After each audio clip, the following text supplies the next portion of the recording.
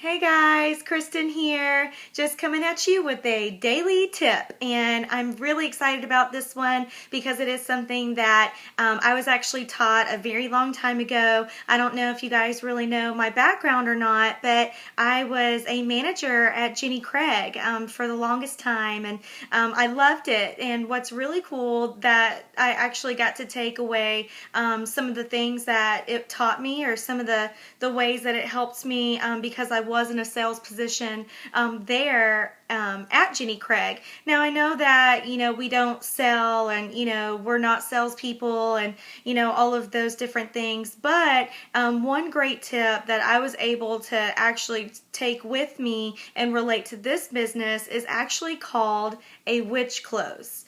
Now, some of you may have heard that term before. Some of you have probably used that before, but I just kind of want to share it with you guys so that you can use it from now on. So basically, what is a witch close? A witch close is a question that you give two choices to the person that you're speaking with. So you can actually relate it to anything that a person and you may be speaking about. So if you have somebody that is calling you and they want to schedule an appointment. Well, your time is precious and so is theirs. So basically how I secure an appointment is I will throw out 2 days with 2 different times and ask them to choose which one they're available. So you see that witch close. So I say, oh, okay, great. I would love to meet with you. Currently, I have Thursday and Friday available. I can do 1 p.m. on Thursday, or I can do 4 p.m. on Friday.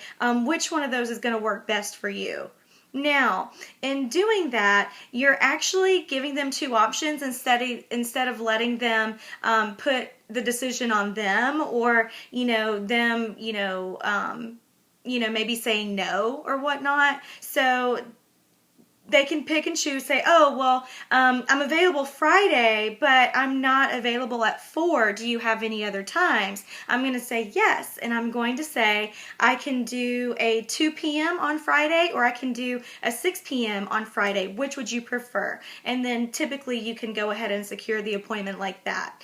Another example of a witch close is, say you're at a party and you are unwrapping someone, and they bring you their customer order form and you're going to take their order. Maybe they haven't filled it out yet. You can say, oh my gosh, Mary, you're just so excited about your results. I know that you were perking up when I was talking about the Fat Fighter, and I know that you were really, really keen on the greens. So which one of these are you going to put on your auto ship? The greens or the Fat Fighter? And you just assume that sale. So most of the time that witch close is going to lead you to where you can overcome one of their objections. So most of the time they're going to say, oh, well, I'm actually really excited about this wrap, but I really do like that Fat Fighter. Maybe I'll just go ahead and set it up on both.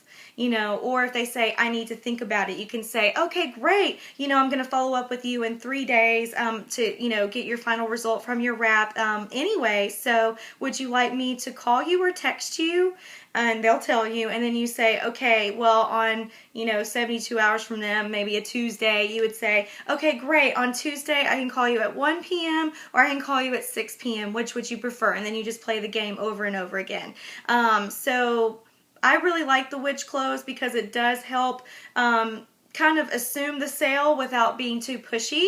And then, another tip that I could add to this is, when you do come to a witch close with someone, or, are you going to be a loyal customer with me today, or are you going to be a distributor with me today? You seemed really excited about how I was talking about I was making money. Which one would you prefer me to share with you? They could be like, oh, I really want to be a distributor, but, I'm just busy, or I have kids, or they can throw out any objection that they want to. It doesn't matter if it's money or, whatever. But you can say, oh my gosh, I totally, understand how you feel. In fact, I used to feel the same way. But what I found is that just by, building this business when I'm out and about, and, telling people that I come in contact with every day about the business, that I'm actually able to fit it into my lifestyle. Or, oh my gosh, my friend Susan was the same way, but what she found is that she can actually take her kids with her to parties or meetings. A lot of things are done online, so she finds it really easy to be able to build her business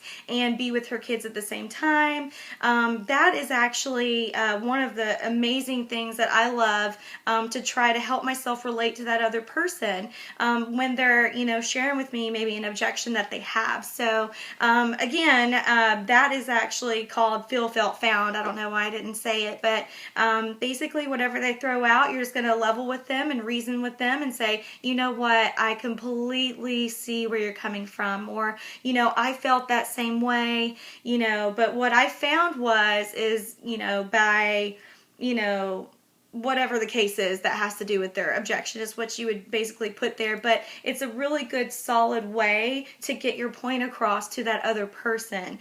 So I know this was a little bit of a lengthy video, but I'm very excited for you guys to try these which closes and to try the Feel, Felt, Found method. If you have any questions about any of that, I will definitely help, kind of walk you through it. But just let me know if you guys do have any questions, and you enjoy your Thursday.